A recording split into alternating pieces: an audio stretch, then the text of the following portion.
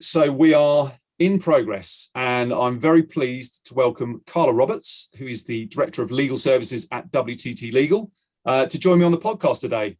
How are you doing, Carla? Thank you very much for joining me. I'm fine. Thank you for having me, Johnny.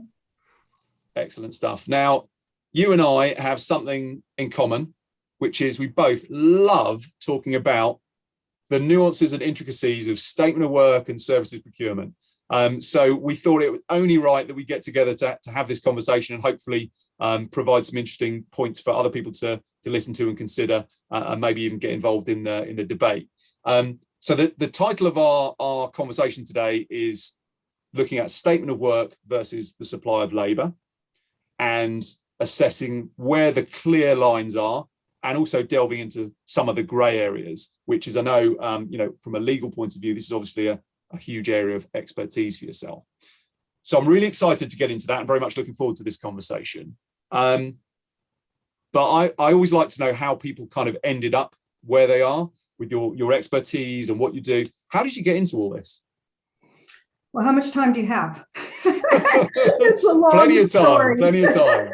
I'm going to age myself now. You can tell from the accent that I'm not from the UK. So I qualified as a lawyer in California, but because of being involved with a British guy, I ended up moving over here in 1995. So can I just ask one thing? Yes. Was the accent anything to do with it? Oh, absolutely. Hugh Grant was very popular at the time. Excellent stuff. So obviously I was keen to transfer my qualification over to a UK qualification. So I took the transfer tests, which was the qualified lawyer transfer test, and qualified in the UK in 2001, 20 years ago now. My first role after qualifying was head of compliance for Capita Insurance Services. So I worked in a insurance call center, making sure that the sales guys were complying with their scripts. And back in those days, it was FSA compliance. I was invited for an interview for a head of legal for a recruitment company in 2007, MatchTech, which is now known as Gattaca. And the timing was just right for a complete change for me in terms of sector. I hadn't ever worked in recruitment before, but the compliance skills were very transferable. So it was a perfect fit, and that began my career in recruitment law. So that was 2008. I worked at Gattaca for 8 years, and then took on a role with Alexander Mann Solutions, who I think you know quite well. They're an RPO MSP provider, quite prominent in the market, and was senior legal counsel with them, concentrating on statement of work, just contractual issues with their clients, variation agreements, etc. So that led me into the statement of work model. And 3 years ago, I met my partner, Reese Thomas, and we decided to create what's called an alternative business unit, which is approved by the SRA. It's a type of law firm which allows non-legal directors. So Reese and I started the law firm in 2018, and our focus since that time has been on statement of work as we saw the market evolving in recruitment, moving away from personal service companies. And of course, the changes in the off-payroll legislation had already occurred in the public sector at that point. And we anticipated similar fallout would occur in the private sector, which it has, albeit a little bit later than we expected because the off-payroll legislation was delayed a year and was only implemented, as you know, in April. So that's it in a nutshell. That's how I ended up focusing on statement of work. It was, I think, just an area of law that I kind of evolved into and saw the potential there in terms of the market changing to adapt and embrace that model. Because as you know, that is the model that has been used It's the only models really in places like Germany and the USA, where you're either a freelancer delivering your services under a statement of work, or you're a traditional temp. Yeah, it's really interesting, and thanks for that. That was it's great to understand the journey that you've come on. And I guess when you're working, for example, for Alexander Mann, was that you talked about like variation, change request variations and things like contract variations. Were you more focused on the SOW contract at that point? I mean, obviously, clearly, as a lawyer, the SOW contract and agreement is fundamentally at the heart of everything that you're doing. But it feels like with what you're doing now, it feels like that has much wider implications. Obviously, it all ties back to the contract, but has that evolved over time in terms of how you're addressing SOW from a wider perspective? Yeah, absolutely. At AMS, as part of their legal team, our remit was just to look at the master services agreements. And of course, we looked not only at the legal issues in that agreement, but also at the commercials, which are set out in the SOW. But my role now is to advise consultancies, agencies, and clients, not only on the contractual provisions, but the working practices, which are just as important, if not more. Yeah, I totally agree. It is absolutely of equal, at least of equal importance, because it's, you know, the truth of what's actually happening. So when you talk about, you know, working with agencies and consultancies, what do you mean by consultancies? What does a typical consultancy look like for you? Well, there are two types of consultancies, and I think we'll probably go into more detail later on this morning about the differences and certainly about their compliance obligations. But there is either a small consultancy, which can be, you know, 1 to 5 contractors. And of course, the definition of small consultancy or small company is defined under the Companies Act, which is less than 10.1 million turnover, less than 50 employees, and or less than 5.1 million in gross assets. So that's your small consultancy. It's generally a pool of contractors or one contractor, but we'll talk about the risks of that a little bit later, as opposed to your traditional consultancy firms, you know, the larger organizations who have for years been delivering their services on an outsourced basis.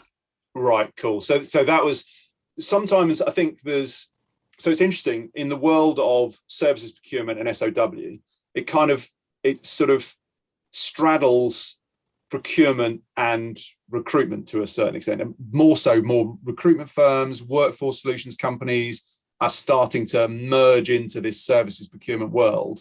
And I always like to clarify definitions, because sometimes when people are referring to a consultancy, they might be referring to a recruitment consultancy. But obviously the way you're describing it, the definition of an agency would be a recruitment business, and the definition of a consultancy is an actual consulting firm that provides services to end organizations. Yeah, the terminology is quite confusing. And in fact, a lot of large end clients now are refusing to use the word consultancy, because it's been associated with PSCs delivering their services, and they've, you know, engaged in traditional consultancy contracts. So the terminology is definitely being changed to, for example, the end client can be designated as the customer or the hirer or the end client. The consultancy is often called the service provider, or it can be called the client, and we'll get into that a little bit later as to when they are the client. And the contractor, actually the subcontractor providing the services, will be the subcontractor as opposed to the contractor. So there's a lot of gray areas with terminology, and it's very confusing at the moment. It is, yeah, and I think it can be particularly confusing for recruitment organizations that are trying to make inroads into this area. They see opportunities, whether that's around actually providing project and consulting services themselves, and kind of moving up the value chain, or whether it's them helping their end clients manage SOW engagements and SOW spend. But if we look at recruitment businesses to start with, they're in a great position to service this market because it's there's the juxtaposition between contingent workforce and outsourced services delivered under a statement of work. It's work getting done in different ways, and recruitment organizations, workforce solutions providers, call them what you like, they've traditionally been very good at helping companies manage the way that they get work done through different channels, be it perm, be it contract, and now obviously they're starting to look at these outsourced services. So in terms of how they look at that, one of the things that we've previously discussed is just how the operating model is changing.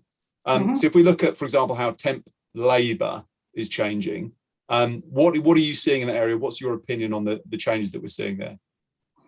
Well, there's no doubt that off payroll, which came into effect on the 6th of April, has been the catalyst for a lot of change. It's shifted the way work is delivered to clients, and savvy recruitment firms are starting to adapt to the change. I mean, we've had a lot of inquiries about statement of work.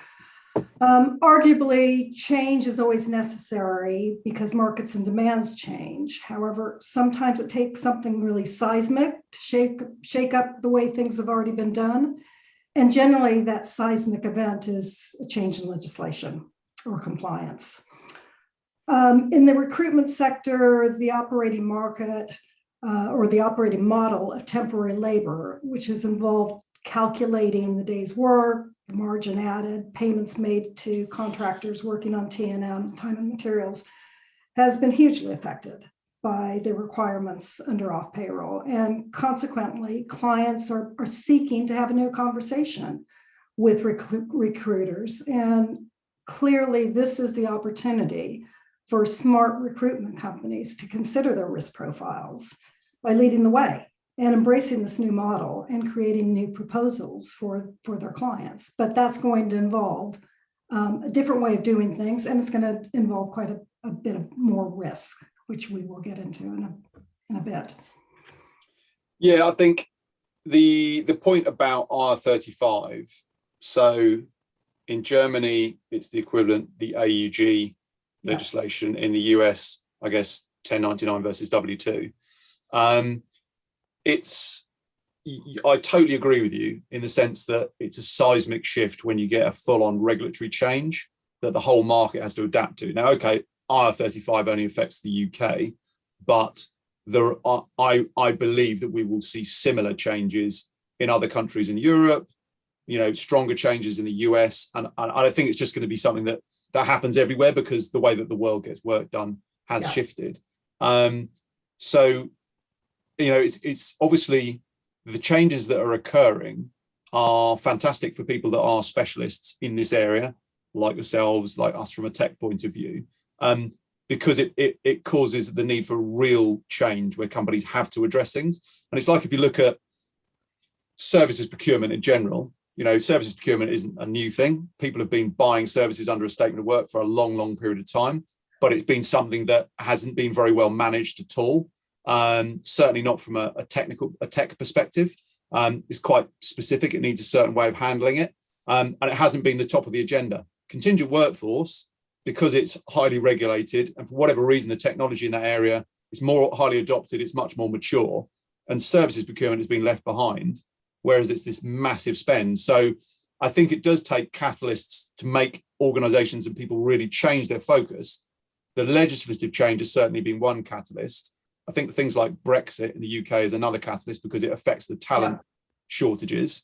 But also just the way the world has changed in the last 18 months, 2 years, putting a lot of companies on almost like a war footing when they're just not sure what's going to happen. Costs are under pressure, business is under pressure.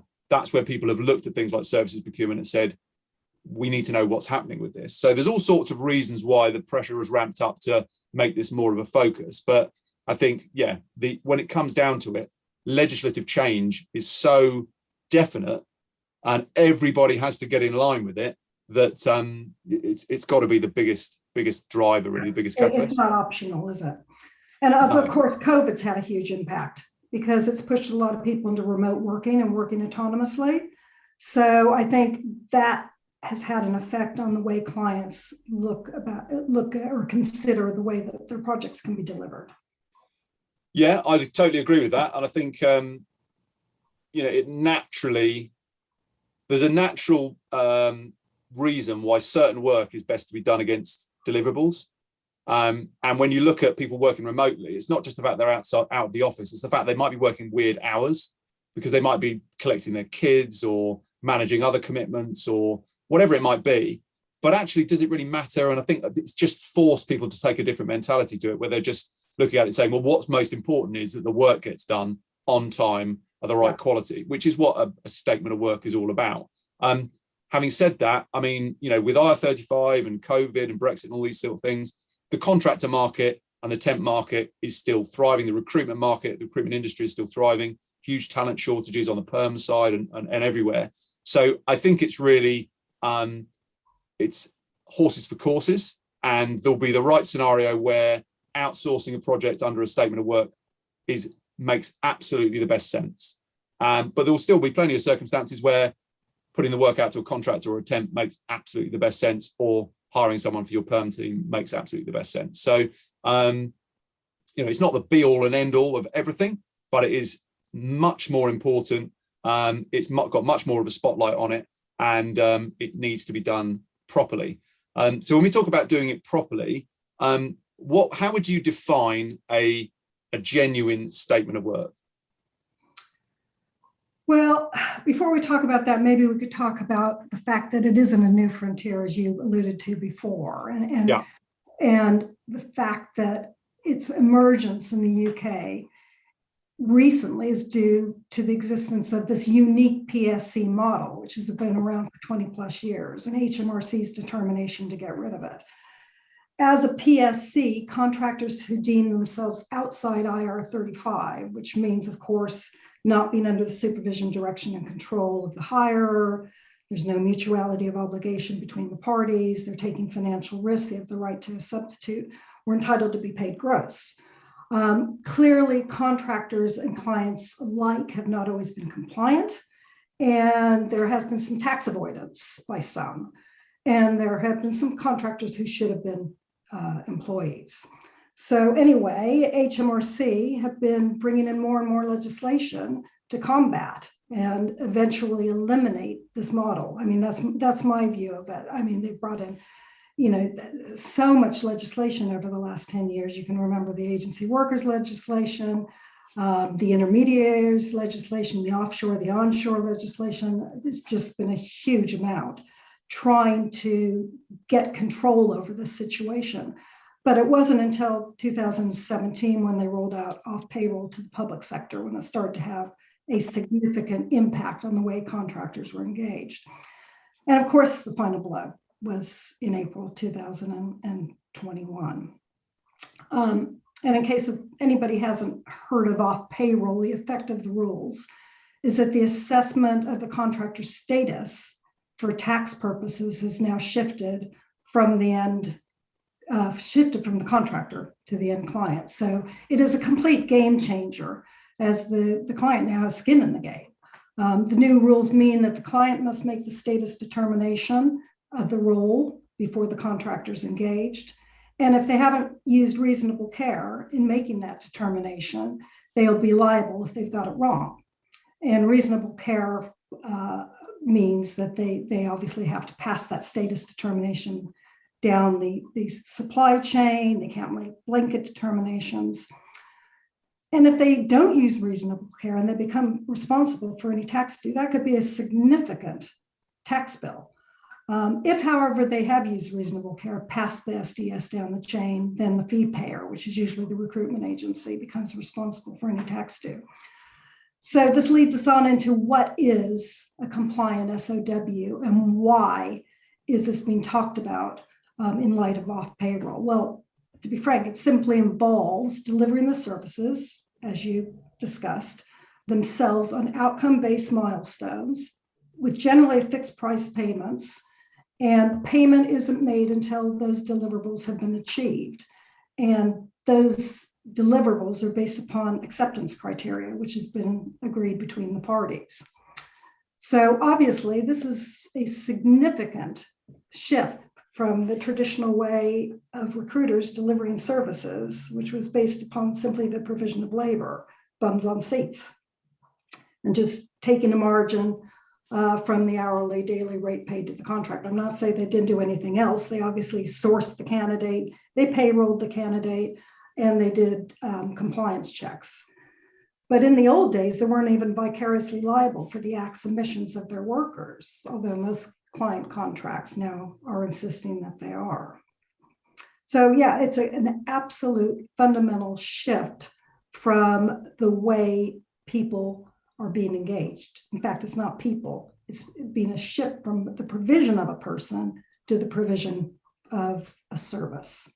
Yeah, I like that description. I always use the a statement of work is I will pay you X to deliver Y, and it's ultimately a client engaging a supplier to deliver a service, whereas contracting temps, time materials is paying for an individual's time.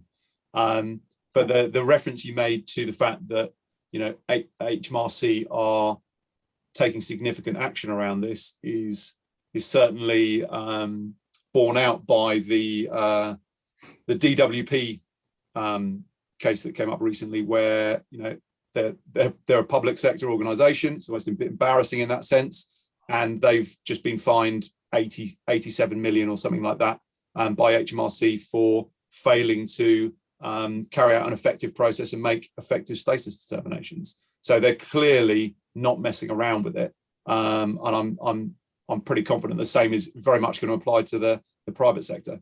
Yeah, they have indicated they will take a soft touch approach to allow businesses to get their compliance processes in place, but that's only for a year. And I certainly wouldn't rely on that if I was an end client. And with regards seriously now. So with regards to what they class as a soft touch approach, isn't that just that if you get it wrong, you'll be charged for all of the back tax that should have been due? That's still potentially a massive bill, whereas the soft touch is you won't necessarily get fined at this point. It'll just be back collection taxes. I believe that's the approach that they've said they will take. Yeah, I mean, but even so, that's still potentially a massive liability for some of these organisations. Absolutely. And it's consider how much tax that could amount to. I mean, it could be the end of some organizations, and let alone the financial risk. It's the reputational risk that is really crucial to consider in these circumstances. Yeah, and let's face it, people have been kind of getting away with it for a long time, where they're basically engaged in contracting scenarios that aren't really contracting as it's been described. But I guess HMRC have just never been able to enforce it properly, because going after contractors is an almost impossible task, whereas flipping that around to go after the customer, there's a lot less people to go after, and they're a lot bigger, and they have a duty to be fully organized and get all this stuff under control. So we've discussed what an SoW is in principle. I think there are various reasons why organizations like using an SoW. And I think one of them is that you have clarity on outcomes. You have clarity on what you're going to get for your money. And in a certain sense, it's more predictable as to how much it's going to cost you to get work done. Yeah. That does mean they need to be organized in terms of their objectives, their strategy, what they're actually trying to do, and how that filters down to different departments within the business and what their objectives are, because then you can really define what you need to do, break it down into projects and outsource it on deliverables. So I think that's one reason. But then again, if you look at T&M, it's just convenient because you don't have to think about that. Sometimes it's very hard to work that out, and you can just have people there, bums on seats, that are getting on with it and doing a good job. But then that might end up costing more because they're just sitting there and what's the actual deadline, what's the actual outcome. So the thing, there's a practical and pragmatic reason why, in the right circumstances, getting a piece of work done, outsourcing it to a supplier and getting it done under a statement of work makes complete sense for an organization. What other reasons do you think there are that is particularly attractive to organizations to use that model?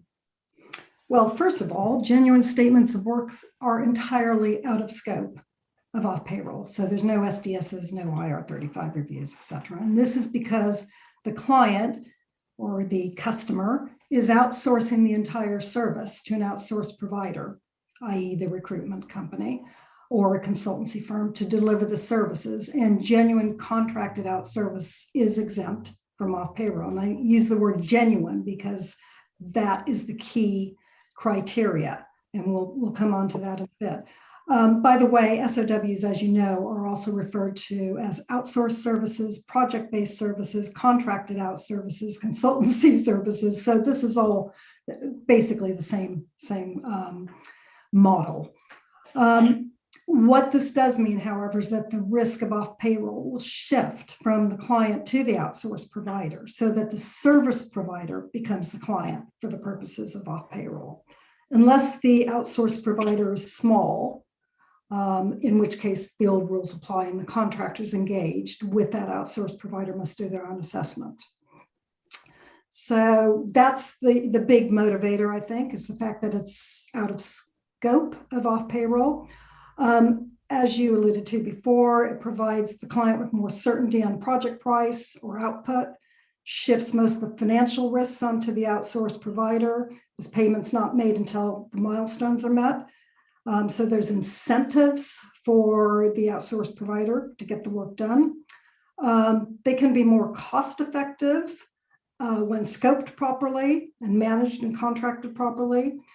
However, for it to work as a genuine outsourced arrangement, the client needs to totally relinquish control to the outsourced provider. And I think this is difficult for some clients. They need to be able to accept anyone to deliver the services, subject to the personnel having the correct qualification and skills. But they shouldn't be involved in vetting or interviewing those people in any way. And finally, there's headcount restraints. These type of arrangements usually go through procurement or business units, not HR. So they tend to be more efficient and quicker. I mean, quite often there's, a request for proposal that's issued, there are bids involved, but it's a project as opposed to the provision of labor. So I would say those are the main benefits to the client. Yeah, you bring up some great points there. I think the headcount side of it is a really one that's worthwhile considering, because particularly if you're a PLC, in terms of reporting against headcount, that's a crucial part of your reporting. But if the cost of getting that work done is somewhere else, it's much easier to do it, to justify it, where you have restrictions against increasing headcount. That is also why in my opinion, there's a huge kind of latent problem in the existing services procurement supply chain, where within, for example, large organizations in their services procurement spend, in their tail spend of that, there's hidden time and materials work. We've seen that come up a lot. And I know a lot of organizations are concerned about that, where basically to get around headcount freezes, buying managers are getting the work done under a statement of work, but actually it's just body shopping, it's hidden T&M, it's disguised contracting effectively. So I think that's an interesting one. Is that something that you think is a real problem that exists in the market? Yeah, and I think that we will continue to see a bit of that as people get their heads around the new model. So it's part of the transition, but it definitely carries risks. Yeah, I like the fact that you also brought up the fact that the people that are doing the work, that's the responsibility of the service provider. Like you say, that the organization that are getting the work done relinquish control. They're saying, you need to do X and I'll pay you Y. And I'm not going to pay you until I'm satisfied with the work that you've done. So it doesn't matter. It shouldn't matter who's doing it. Obviously, the supplier have a duty to make sure that the people that are doing the work are qualified to do it. But that would all be part of their bid and probably their master services agreement and all that sort of thing, to make sure they're doing a good job if they want to get paid. Another thing that I thought was really interesting was just mentioning the definitions around outsourced services, contracted out, statement. I mean, I've heard people use phrases like SoW contractors versus outsourced service provision. And to simplify it in my own head, I always just bring it back to the SoW to say, is this contracted under an SoW? If that's the case, it is what it is. And that's kind of the central point of safety, of saying, ultimately, the way this work is procured, contracted, and delivered, if it's genuine services procurement, that will be done through a statement of work rather than any other type of contract vehicle. So I think that's the thing. Although sometimes people, I think, don't like the phrase SOW or statement of work sometimes because it's just referring to the contract, it simplifies the conversation around what is this. If it's under a statement of work, it's under a statement of work.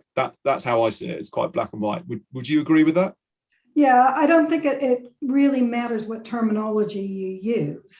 It's what that document includes, whether or not it talks about a fixed price payment, acceptance criteria, deliverables, and milestones. And of course, there's other aspects that could be included, like special terms, anything that's going to deviate from the master services agreement, client dependencies, caveats, etc. So it's what that document includes that is crucial, and put any title you want on the top of it. Statement of work is what is accepted throughout, the industry to define that. So I think that is becoming more and more commonly used. Yeah, and you also mentioned about small service providers, where in that situation, the responsibility for inside, outside IR35 falls back to the contractor on the old rules. Yeah. So I don't know, I appreciate I'm putting you on the spot here, but I don't know if you know this off the top of your head. I'm trying to remember whether that's something that because I thought it was something that HMRC said was going to be initially, it wouldn't apply to small companies, but my expectation was that in the future it would, and you'd have a level. Is that not the case? I think there has been further clarification from HMRC on that issue. And it is felt that small companies don't have the resource or the internal compliance to deal with SDSs and all the legislation and requirements associated with off payroll. So they have indicated that there's no plans to roll it out to small companies. Interesting. So going back to how recruitment businesses or agencies can potentially get involved in this, what do you see when you look at it from an agency perspective? What do you see as the main kind of benefits and risks as to how this lines up for them? Well, for years, agencies demonstrated their value by sourcing and engaging workers and removing that risk of inferred employment from the client. The danger to recruitment companies now is that clients may decide again to engage directly with workers who are prepared to sign up on a statement of work, as companies are now better equipped to perform the screening themselves or to buy the screening services from an outsourced provider. So in this scenario, clients would once again be able to engage contractors without the services of a recruitment profession, the recruitment sector. There are some SoW platforms for consultancies to even bid on work. But this need not be the case if recruiters take the lead and re-engineer their operating model and create a talent pool, basically, of contract workers and propose this new way of working to employers. But the big issue here is that they will need to project manage this themselves. So they're going to have that capability themselves to project manage the service. But to be frank, taking more risk means more reward. And these type of contracts tend to be much more lucrative for those recruitment companies who are willing to go for it. So I think the pioneers of this model will definitely reap the benefits, as they're going to stand out in the crowd. And I mean, we know that all the larger, or most of the larger recruitment providers have been doing this for years. I think also it will increase the confidence of their clients using flexible resources, and it will drive a revolution in the perception of the value that recruitment companies provide. Yeah, I mean, recruitment companies in general, as an industry, can sometimes be kind of a bit maligned. Or sometimes lumped in a category with other kind of agency type models, like for example, a state agency. But I've always said this: good recruitment organizations provide an incredibly valuable service for organizations, and they're very, very good at solving problems. And obviously, the problems that they solve are typically related around getting work done, workforce management, and finding the right talent and capabilities to get stuff done. So I think there's a real clear need within end organizations for people to take the problem away from them to a certain extent, because they've got other stuff to worry about.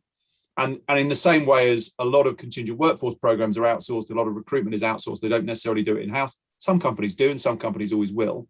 I think there is, as you say, the opportunity is there for forward-thinking recruitment and workforce organizations to be able to adapt their offering and provide additional services to their customers that are going to be really valuable.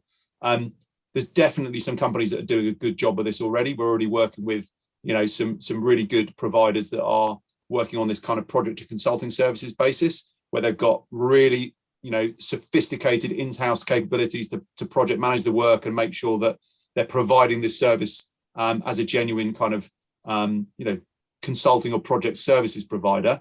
And we're also seeing organizations, recruitment agencies, or workforce solutions, the larger workforce solutions providers, providing broader services around services procurement and SoW as a whole, where they're not necessarily delivering the services, but they're helping the client manage the way that they procure it and make sure the way it's delivered is consistent with the way it's contracted. So I think it is a really interesting opportunity. You mentioned the opportunities for smaller agencies versus the bigger guys.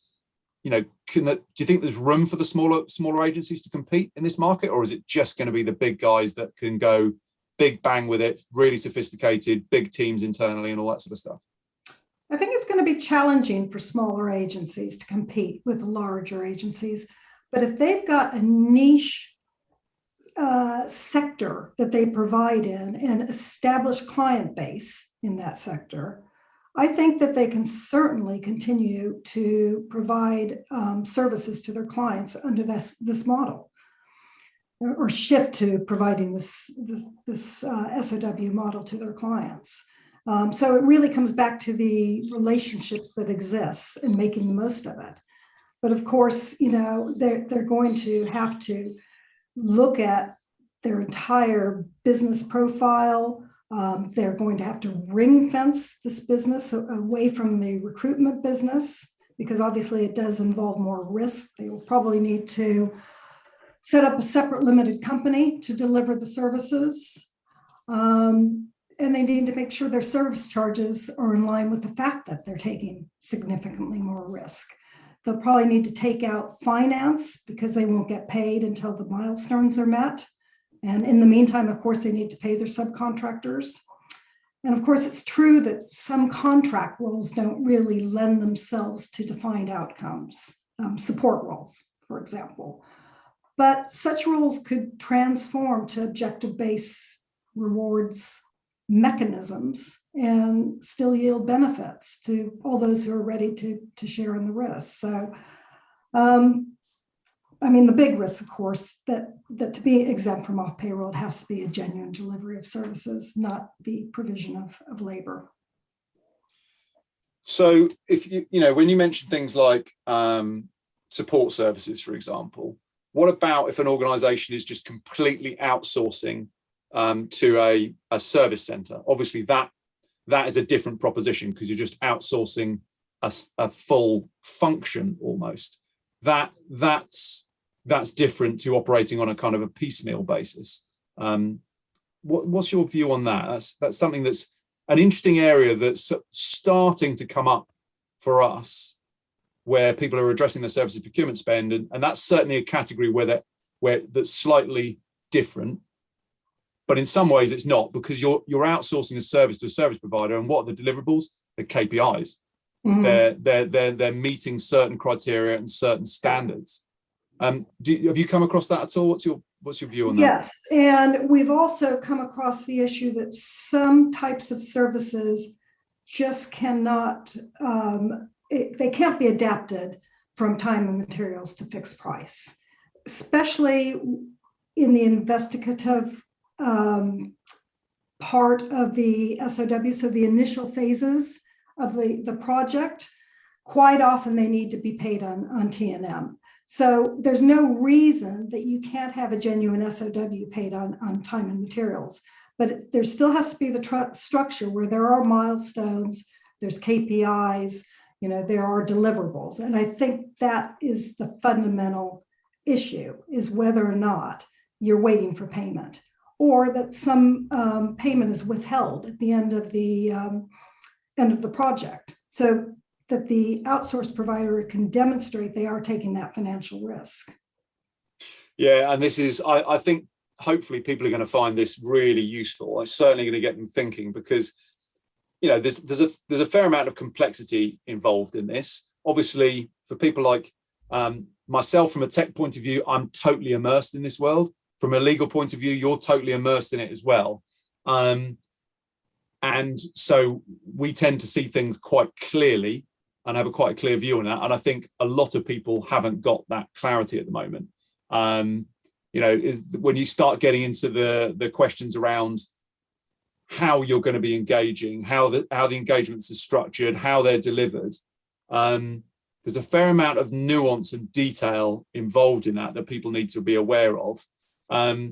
Some questions that have come up in our conversations before are around things like, if you had a contractor who was previously working as a PSC, can they switch to providing services to the same client through their limited company under a statement of work? That's where it starts getting to the grey areas. And for example, also things like, how is a small consultancy, at what point does a small consultancy, is it actually a disguised PSC rather than a consultancy? Yeah.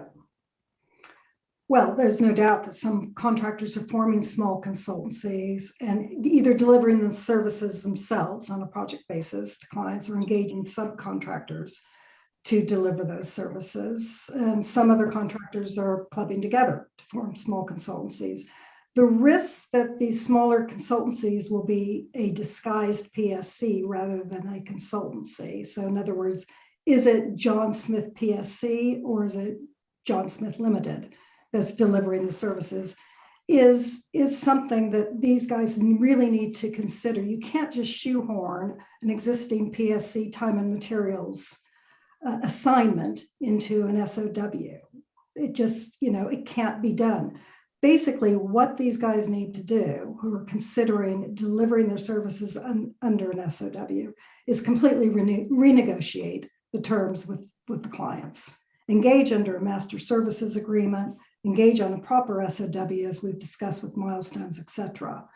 And I think as long as they do that, then that will be fine. As long as the working practices reflect what's in the contract, then there's no cause for concern. I think some sectors, such as IT and engineering, are more conducive to transitioning than others. And we talked about the support roles before. I think you can be a little creative with the support roles, but it can be done. As you say, if you outsource the entire thing and there are clear KPIs and there are clear milestones, there's no reason why any type of work can't be performed under an SOW. But it's clear that project-based work tends to be the IT engineering type of businesses. But there's no doubt that contractors willing to accept this risk will capture the market share of business. I mean, so many contractors have refused to go inside IR35, working under umbrella companies or on a PAYE basis. They've always been contractors. They like the flexibility of contracting. They're risk takers anyway, a lot of them. And I think they will adapt to this by these guys with these specialist skills Yeah. If they club together and form small consultancies and they deliver it properly, then it could be very lucrative. It just shows again how legislative change shapes the market. It could be a new era in the way that people work together and the way that work gets done. And I always think, like when we're talking about currently some work being done by PSCs on a T&M basis, could you shift that to statement of work? Well, yeah, if you stop doing that work on a T&M basis and say, what is the actual work that we're doing? If the client can clearly define that work and package it up as a project with deliverables and milestones or multiple projects, then absolutely, they're looking to get that work done in a different way, and they're going to have a different contracting vehicle, and they're going to have a different risk profile, and it's going to have a different cost assumption based on it for them to actually get that work done. So, in a lot of conversations I've had around this topic, the whole thing of it's about the work, not the worker, has come up, which is, I think, fundamentally at the beginning of the process. If you're looking at something as from a tax avoidance point of view, that's the wrong place to start. If you're looking at it from what's the most effective way to get this piece of work done, all things considered, then that is the right place to start, and that allows people to set out on the right footing. And I mean, we see this within our platform because the statement of work, procurement, contracting, and delivery workflow is effectively consistent. There's always nuances to it. But if you're guiding people through a structured workflow that is designed to support only the delivery of services procured, contracted, and delivered under a statement of work, then the likelihood is they're going to have to do it properly. They're going to have to start properly, define it properly, contract properly, and make sure its delivery is consistent with the way it's contracted. But that crucial point at the beginning is the effort around defining the work and setting that out, because and I do think that is a little bit of a cultural change for organizations as well. So agencies are adapting to this, service providers, contractors are going to adapt to this change in the way that the work is delivered, but companies need to do it as well. And that's where they need to look to how they're defining the work, and that ties in directly to how they're structuring their contracts. I think the big challenge for the smaller contractors will be convincing clients, because a lot of clients have been spooked by this legislation. And as we discussed before, Johnny, we know that some of them are doing SDSs on SOWs, so outsourced providers, and they shouldn't be doing that. It is either a genuine SOW or it isn't. You start doing SDSs, you are really blurring the lines. So I think these smaller consultancies probably are the ones that are having the most challenge in terms of transitioning to this model.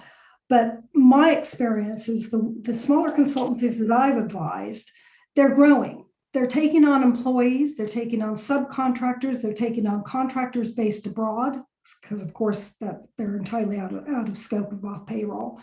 And as long as the company grows and anybody can deliver that service from the company, so it's not just John Smith every single time, then I think that risk of whether it's a PSC or an SOW will be mitigated considerably.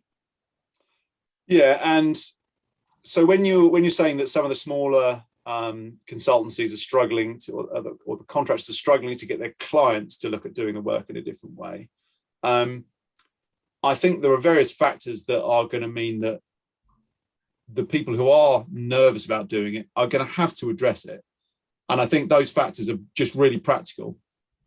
There's a massive talent shortage problem anyway. Yeah. And then if you're taking an existing contractor base that are doing existing work, never mind your talent shortages that you can't fulfill what you need to get done. You're going to lose some contractors because some of them aren't going to want to go under an umbrella company or PAYE direct or be permanently employed. So I think those effects will be felt further down the line.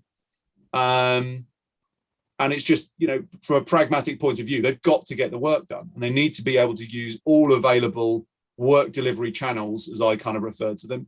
If it's right to do it perm, do it perm. If it's right to use a contractor, use a contractor. If it's right to outsource the piece of work to be delivered under a statement of work, do that and make sure you can do it properly. I think that's so I think clients will have to come around to that. Otherwise, they're just going to lose out even more against this massive problem of talent shortages, which in the UK is again exacerbated even further by things like Brexit. So I think it's clear drivers. Yeah, absolutely. And I think it comes down to education and knowledge and understanding the model and what constitutes a genuine SOW. So we've talked about how the challenges that exist for the smaller consultancies.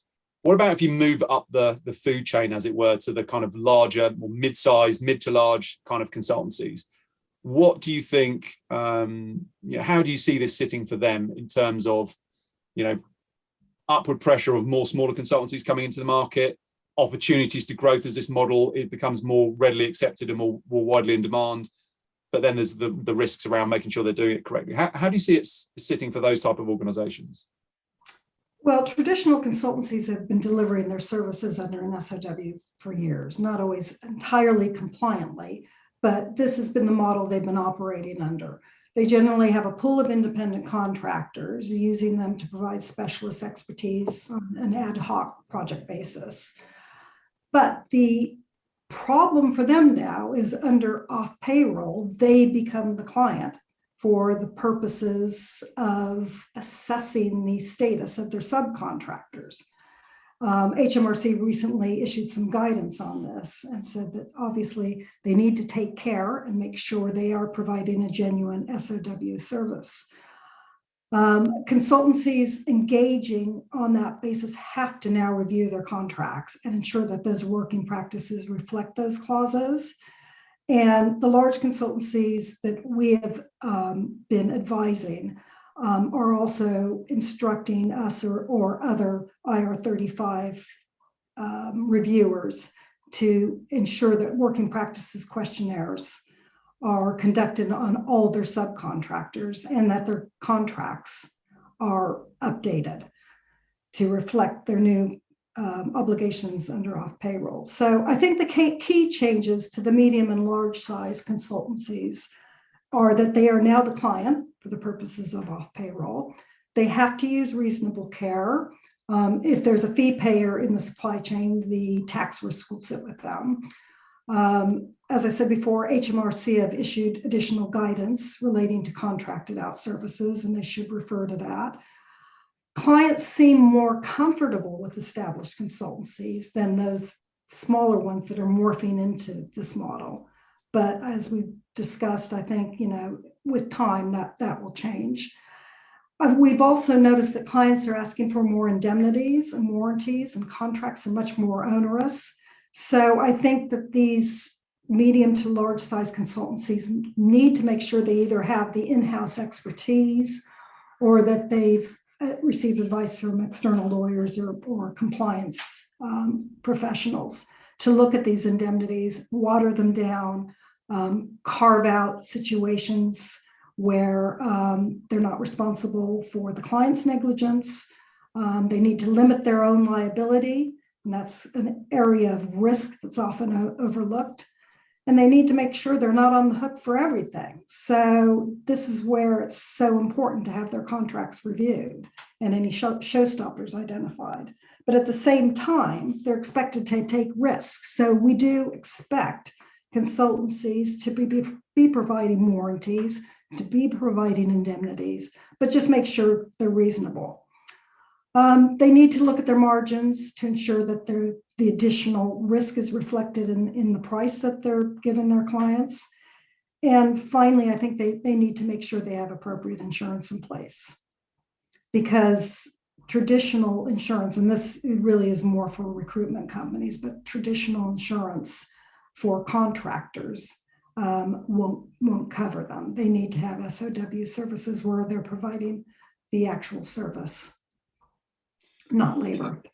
Yeah, and I think it's great points you make there, and particularly something that resonates for me in looking at what's happening in the market is absolutely making sure that the risks are reflected in the way that the work is priced. Risks are shifting around in terms of the way that work gets done. If you look at a traditional client going through an agency and hiring some temps, versus a client going to a service provider to buy an outsourced service, the risk is moving around. And there's, to a certain extent, that's why some people just think it's more expensive to do that.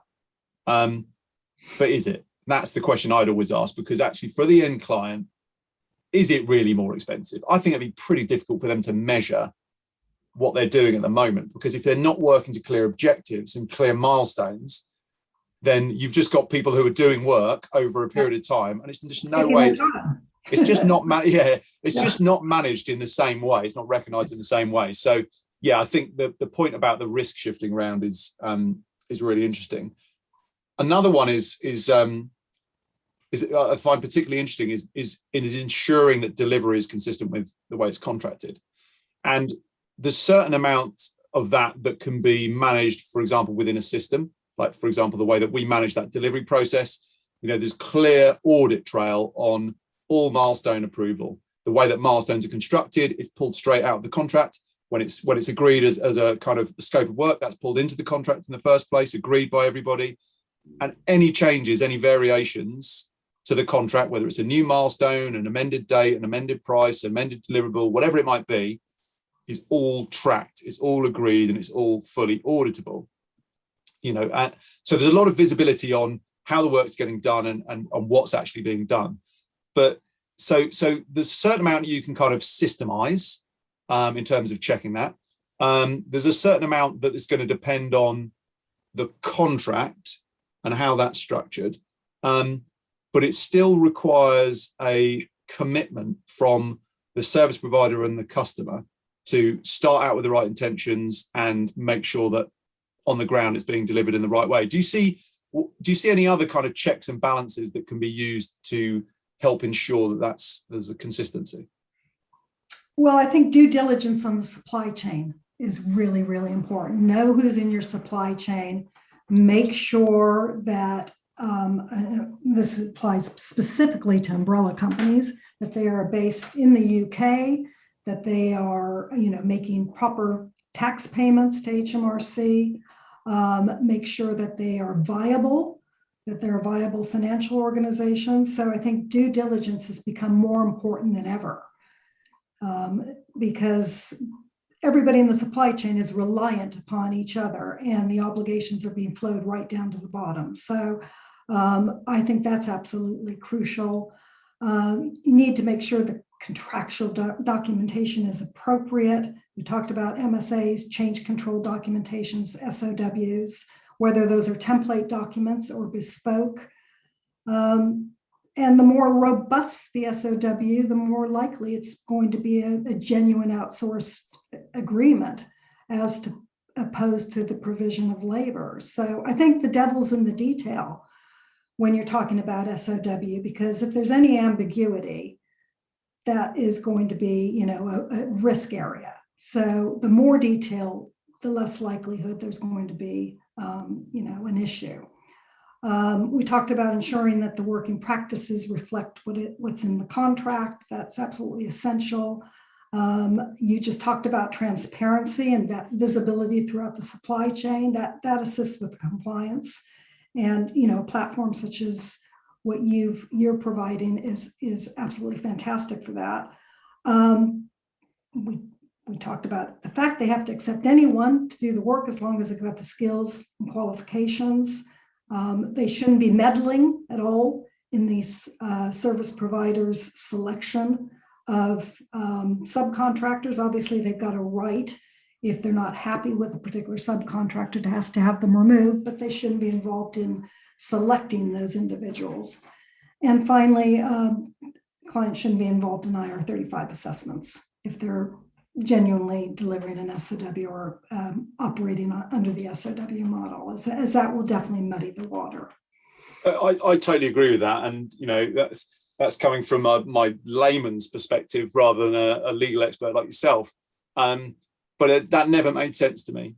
If you're outsourcing it, then you shouldn't. It's not a question of doing a status determination. I felt like maybe it comes up less now, but I felt like some really big companies were looking at this initially as a kind of way of going belt and braces, with it to double bagging the risk around it. And Bit it of just, overkill, I think.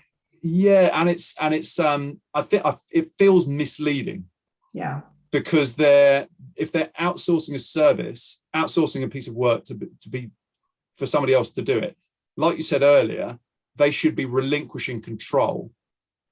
If the service provider doesn't do a good job, they're not going to get paid, because as part of that, they've got acceptance criteria and clear deliverables and clear standards that need to be met. So unfortunately, I think if people do try to go down that route, and from a risk perspective, they feel that that's a better way to do it. Like you said, I just think it just completely muddies the water. I think it's a matter of education. Once they get their heads around this model and relax, I think, everybody's been spooked by off payroll, and there are a lot of companies that just aren't getting the appropriate advice. So once they understand the model and the way it operates, I think they will be able to relinquish that control. Yeah, so I think if we look at from an end client organization, there's massive opportunity here, in the sense that it's a very effective way to get work done when that work is most effectively carried out under a statement of work delivery model. So they need to be able to utilize that channel.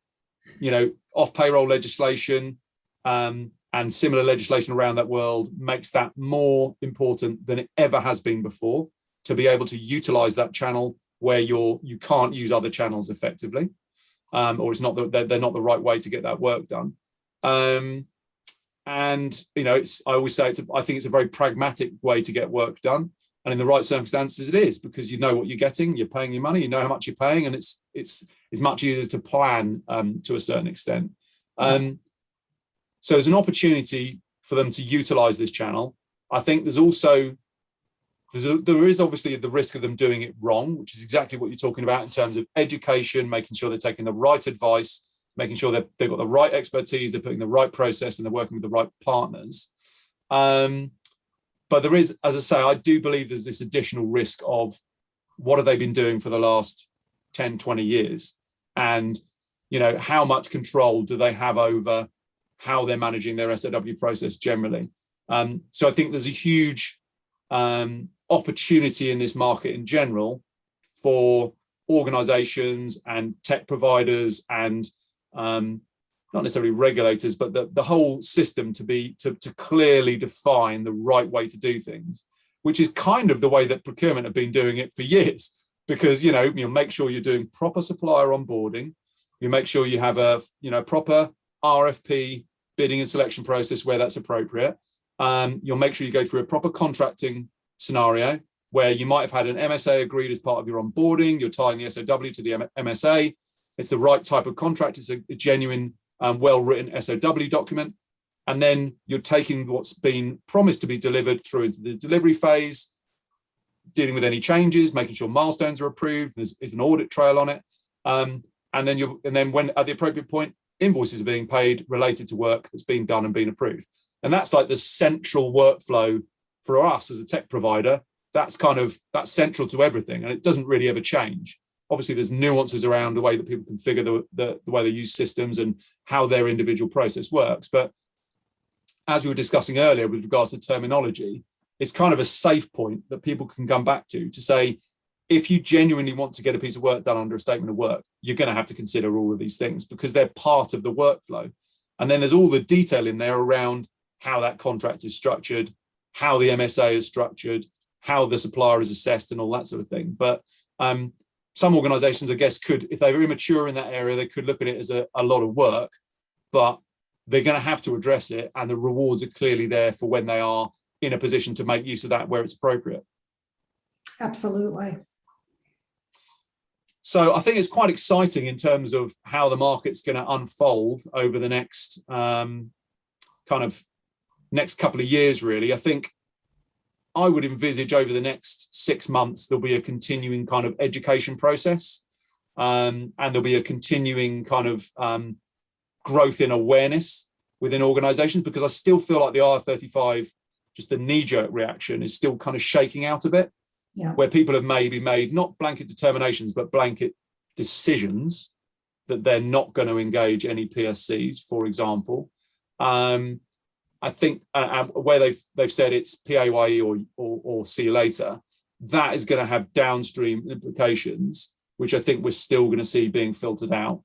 I think we're probably still going to see, we're obviously going to see more things like the DWP type scenario, where organizations, whether they're private or public sector, are starting to fall foul of this in a fairly big way.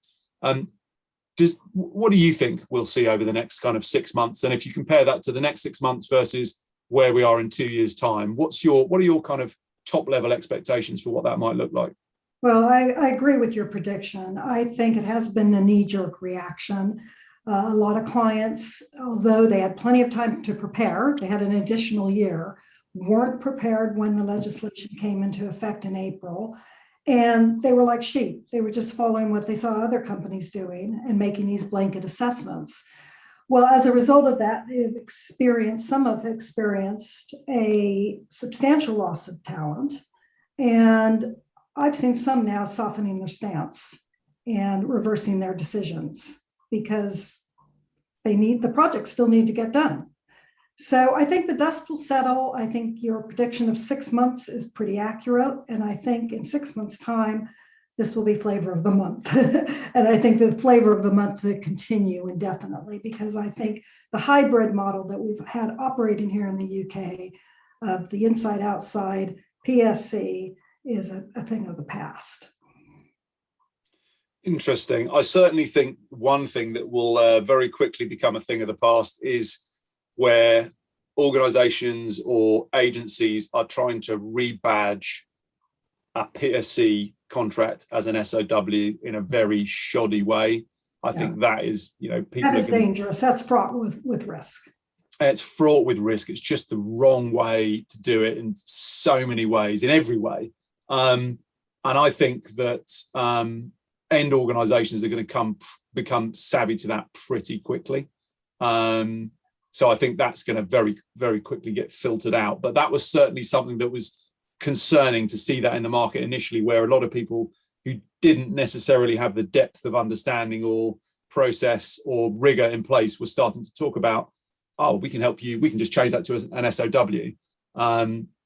There's more, as we can see from this conversation, there's great depth to it. So I think that's going to change very quickly, because people are just going to become more savvy to the opportunity and also to the risk side of it. But yeah, I think it's going to be really interesting and really exciting. And there's opportunities all around for experts in this area. There's also opportunities for contractors some contractors who might have gone through this off-payroll process and just thought, my world's just totally changed and there's nothing I can do. Well, maybe you can band together with some other people and form a company now. Maybe that'll form the next chapter in how you operate in terms of being entrepreneurial, a bit of a risk taker, trusting in your expertise and valuing your expertise in a certain way. There's different opportunities there. There's opportunities for organizations to get things done in a different way. There's an opportunity for the way that work gets done, certainly in the UK, with this example we're looking at here, to become far more clearly defined of different kind of buckets that things fall into. Whereas I think that although there are still some grey areas, I think when you look at this in a mature situation, maybe 2 years down the line, I think it will be much clearer whether something it's a perm engagement, it's a temp contractor engagement, or it's an SOW engagement. I don't know if that kind of rings true for you. Yeah, absolutely. I think we're going to come into line with the way other countries have done it for years. And excellent stuff. That's the outcome of all of this is, it's going to either be a traditional temp or a statement of work. Yeah. And just bearing in mind the fact that, you're obviously originally from the US, they've got the kind of 1099 versus W2 scenario out there. In terms of the way that that's regulated, I've seen some changes to the way that that's regulated in places like California. Yeah. Do you see that as being something that becomes more strictly regulated across the whole of the US? Obviously, it tends to work on a more regional basis over there, but do you think that's something that there will be a tightening of the way that that's managed? Well, states vary in their approaches, and that's getting into politics now. I'll steer clear of politics. Yeah, absolutely. But I think, I definitely can see that starting to I'm expecting more European countries to follow suit in their own way of trying to get on top of this, because, you know, the way that work gets done has just changed so rapidly over the last few years. And as you say, with COVID just changing the whole world, it's just pushed things on probably 10 years over that 2-year period. It's just accelerated everything. But listen, I really appreciate your time. It's so fascinating to talk to you about this. You know, it's great to kind of draw out that depth of technical knowledge. And it's really interesting. And it's certainly from my point of view, whenever I talk to you, I feel much clearer about some of the areas that otherwise feel a bit murky and grey areas. And it's, you know, there's partly because there's a lot of people in the market that still don't fully understand it. And so you hear different opinions. So yeah, it's great to hear some clarity on it. And yeah, I really appreciate you taking the time to chat. Oh, it's been my pleasure, Johnny. Excellent stuff. Well, we'll wrap it up there. But no doubt, hopefully we can revisit the conversation a bit further down the line, see if some of our predictions have come true, see how everything's shaking out. But listen, thanks again for joining me, and I'll hopefully catch up with you again soon. Great. Cheers, Carla. Take care. Thanks.